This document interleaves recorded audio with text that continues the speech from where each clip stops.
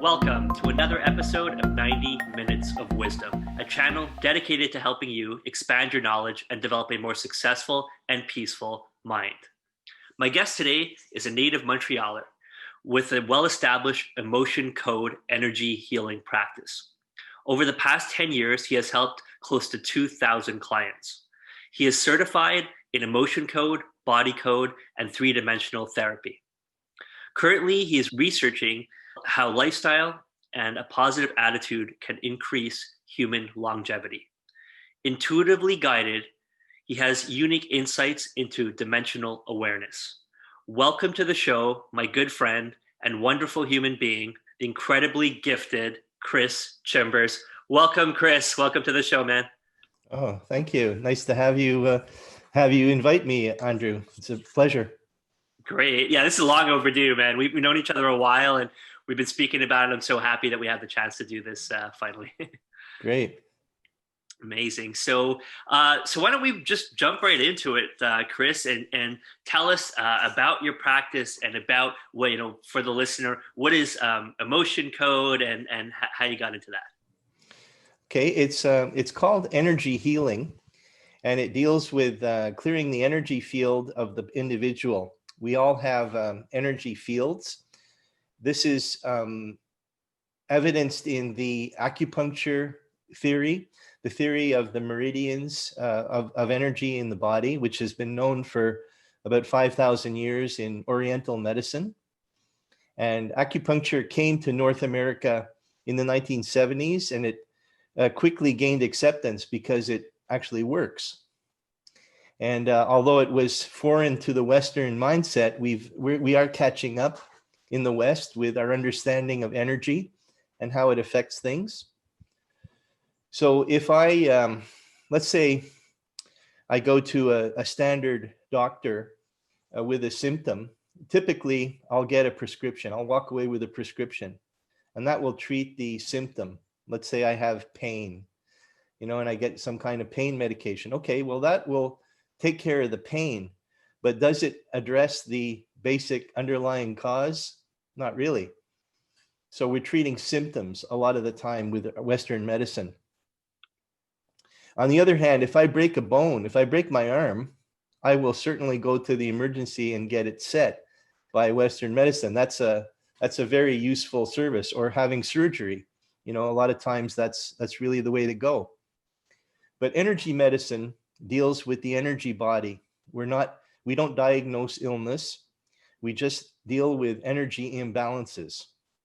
And that can be corrected by dealing with the energy field and what we call things like trapped emotions that are in the energy field.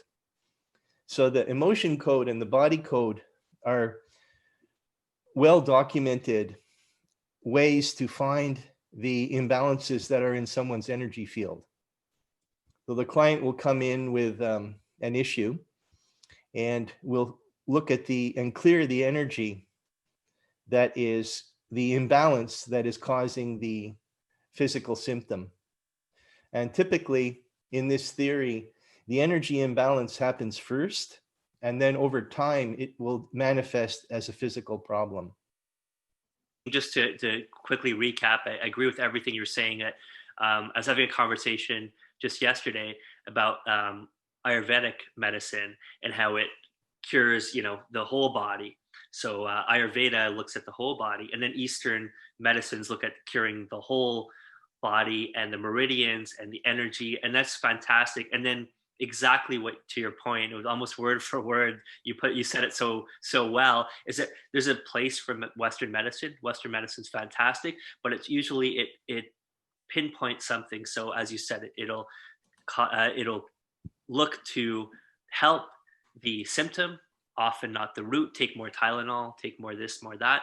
And there's a big problem with it is big pharma, right? It's a business, and how it shouldn't be. And when medicine was started, it was by Hippocrates. Was his quote? He said it should never be monetized, and it is monetized. So there's a big problem with that. So I think that approach is fantastic, and I have witnessed and been a part of so many healing sessions, and I know firsthand that you're absolutely right. So yeah, continue. That's great though.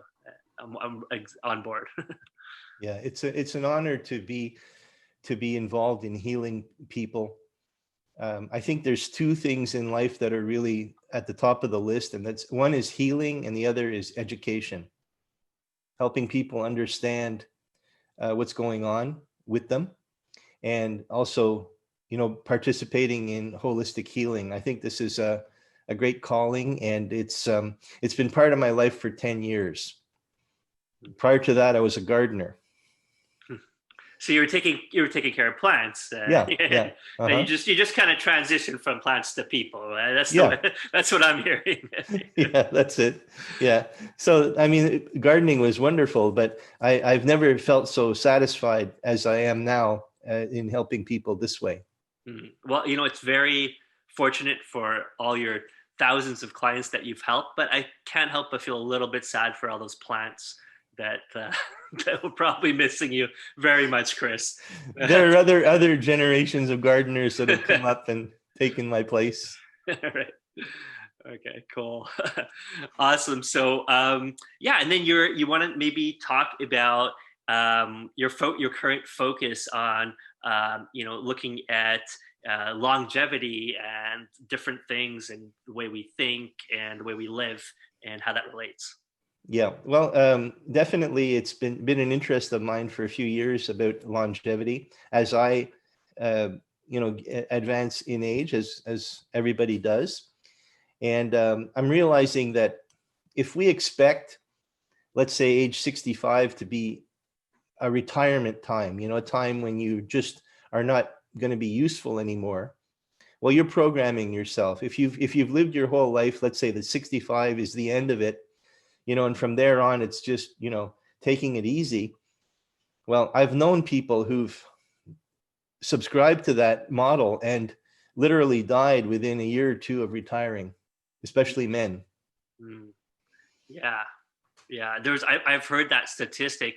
They say that within very often within 1 or 2 years of retirement, people will die if they have no purpose of living. They Yeah, just they just purpose. they just die, and that's so dangerous. And I see that with some people who and I think there was a quote. I was just researching, looking at your website, heartfreedom.ca, and I was saying that like you have no intention of ever retiring, right? Like No, no. there's, that's not, and I mean either. I would never. There's no end. I've never seen an end to anything. And one of the most inspirational people that ever lived, Dr. Wayne Dyer. He had, when he passed away just a few years ago, he had the next 2 to 3 years booked in his calendar.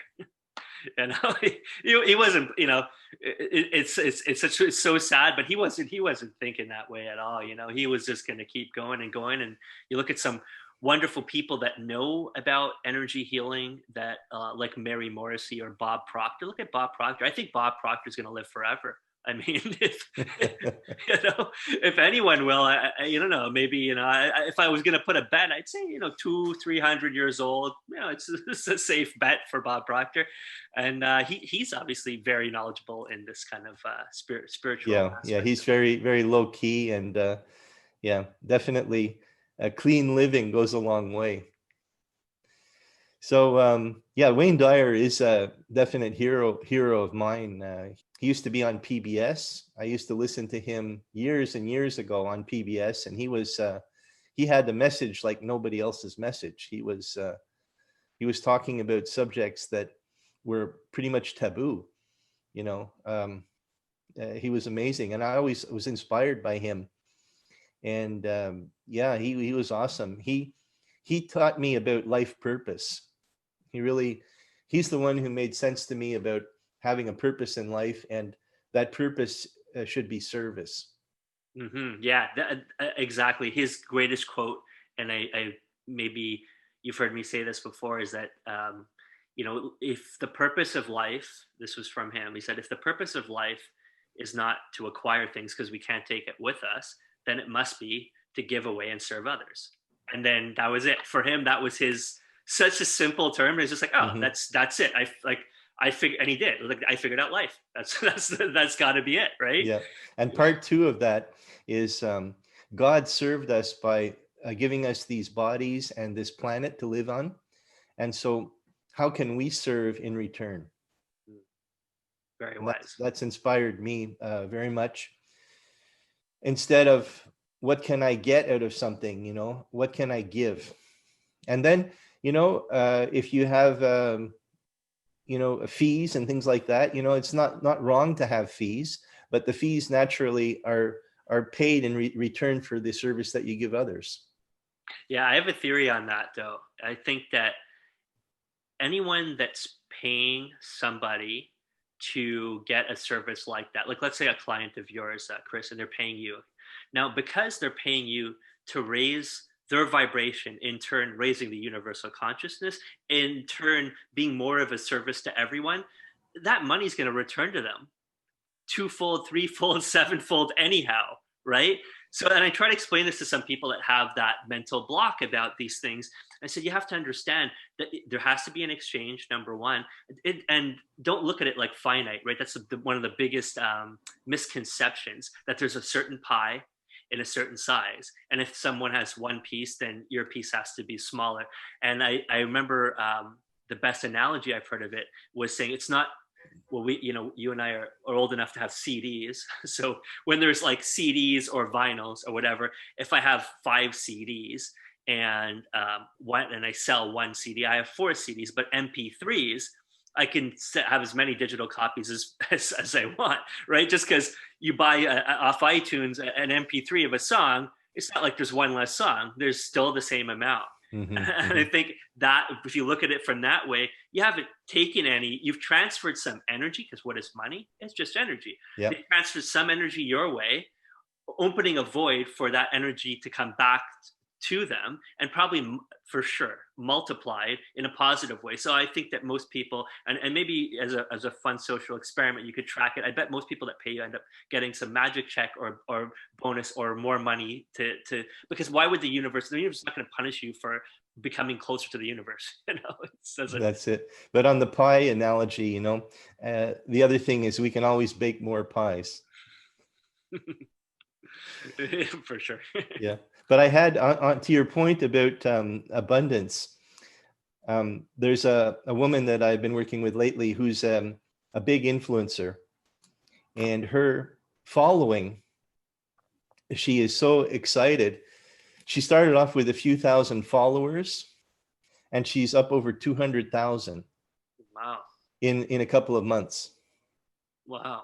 Nice. It's just gone exponential. We did some clearing on her resistance to success, and some other clearings about dealing with other people, having certain things to clear up with other people, and it's been amazing what's happened for her. Nice. Another case about the abundance too. I did some work with someone else on their attractor field for abundance, and literally in 2 days she told me someone paid her a debt that had been outstanding for years that was about to go to court. It was paid off in full and no court. Yeah, that's it. That's what I would say for you. Anyone that is a little bit struggling should do their first session with you should be on abundance. Then that money will come, and then they can pay for whatever sessions they need on other aspects of their life. It just makes sense. Yeah, I feel that there's 4 areas of life that need work. Number 1 is your overall health. So your physical, emotional, mental, and spiritual health. That's one area. Your relationships. How do you relate to other people? Your creativity.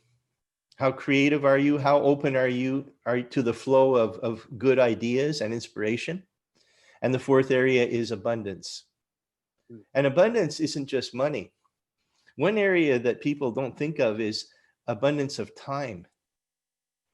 You hear a lot of people say, "Oh, I don't have time for that. There's never enough time." They're saying this mantra, "Oh, there's never enough time." Well, guess what? That's programming themselves to never have enough time.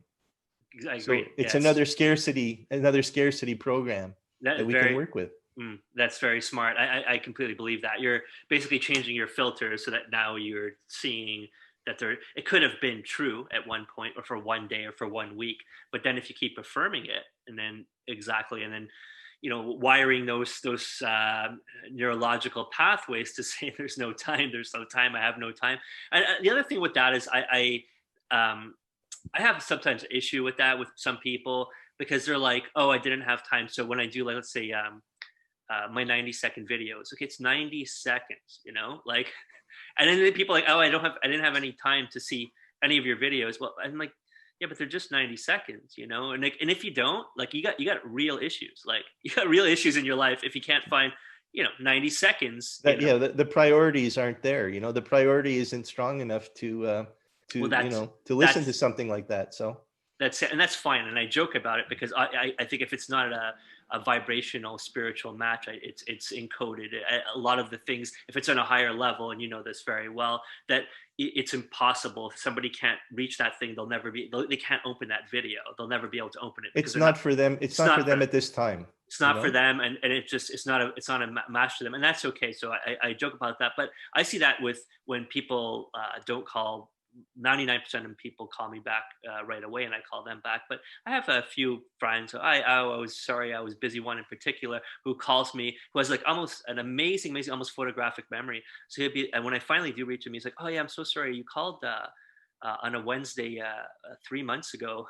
On a Wednesday, it was raining. I'm sorry, I haven't called you back." I'm like, so like. I'm like, really? Like, you didn't have any time? Like, you didn't have like 7 to 10 minutes or even to send a text in 3 months, And it's just odd to me, and it's like it's okay. I mean, that's the way that person is, right? I'm like, oh, okay, but then I see the same thing as you. It's about priorities and your priority list. So what's higher than me, on your list, right? Which is fine. Everyone has their priority list, and I think is one of the most difficult things.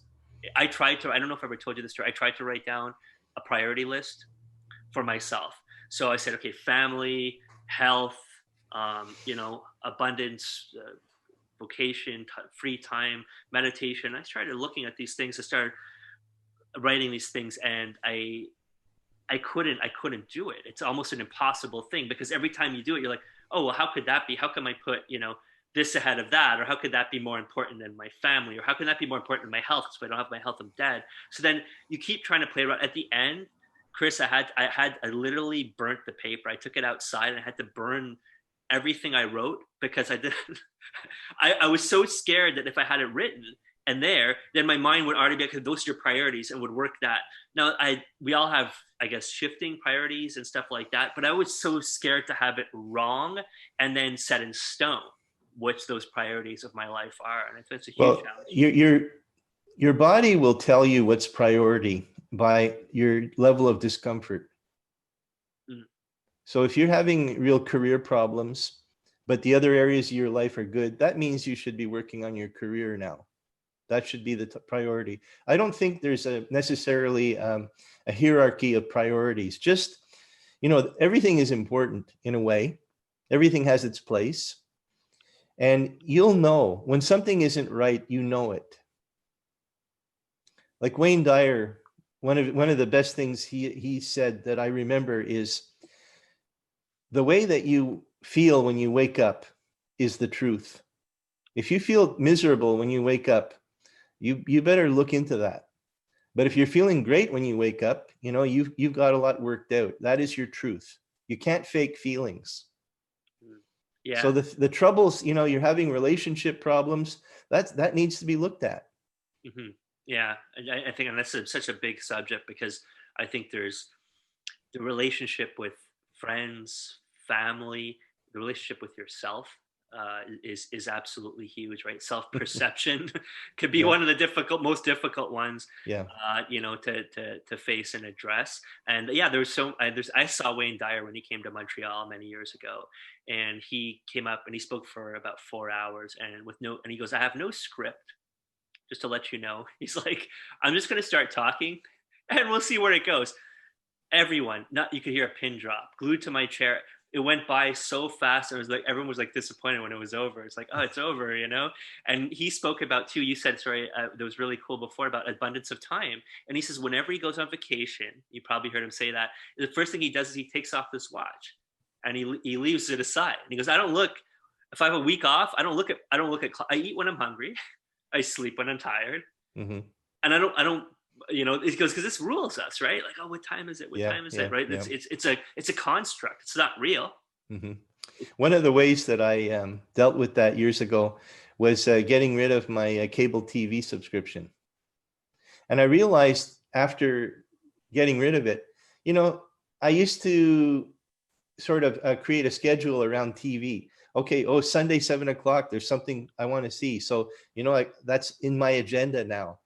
It was creating my agenda for me, you know, that these programs were on at certain times. And there was a great freedom in getting rid of the cable. You know, it was super. Same thing with getting rid of the daily newspaper years ago. You know, no more need to keep up on all these, you know, basically unimportant facts or news stories, and also saving, you know, half an hour a day from having to read the paper, feeling obliged to read the paper, as I did once.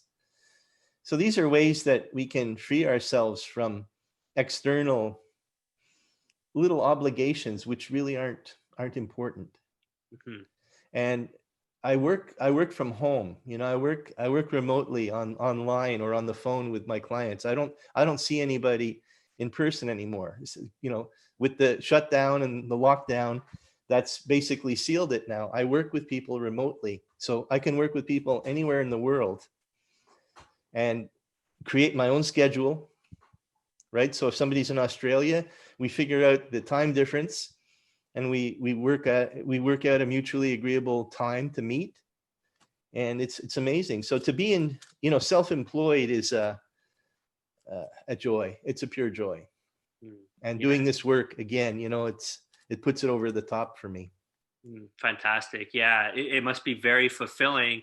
And I mean, you're very skilled, very gifted, and very good at it. So it's so nice to use your gifts that you know, from God, from the universe, and share those with people. I mean, that's the purpose of your life, right? Well, God put us here not to be miserable, not to be poor, not to be sick. Mm-hmm. You know, God created this abundant world for us to enjoy and to enjoy each other. And we've made a good mess of things by competing against each other, you know, fighting over resources and, you know, fighting against each other instead of cooperating and enjoying life together. Agreed. Yeah, I think that one of a competition is definitely it's so ingrained in our society where you know, medals and your first place, your second place, who beat who, and this caused a lot of issue. And then the whole concept, I remember years ago thinking that just because I'm right doesn't mean you're wrong. And once you have that concept, it doesn't have to be right that thing. There can be. And it's those things of when you you know, sit, and it's relativity again, right? When you sit in one thing, and so there could be an object sitting right here in front of him, unless we're at a table, and you're on one side of the table, and I'm on the other side of the table, and then on you know, it's a ketchup bottle or something, and then it says Heinz ketchup on one side, and you're reading that, and my side there's no label at all, right? And I say, when someone asks me, describe the ketchup bottle, and I say, well, you know, it's all red, it looks like there's glass, and that's it. And then you say, well, it says Heinz ketchup and there's a label on it. And I said, oh, of course, there's no label on this bottle, because I can't see it from where I am, right? Yeah, so you could say that, you know, but you're right and I'm right, but it's the same thing, right? It's just, it's where it's relativity. So you kind of understand that it stops a lot of arguments with people. Be like, it's okay, you know, it's okay to have a different perspective. Sure, exactly. Yeah.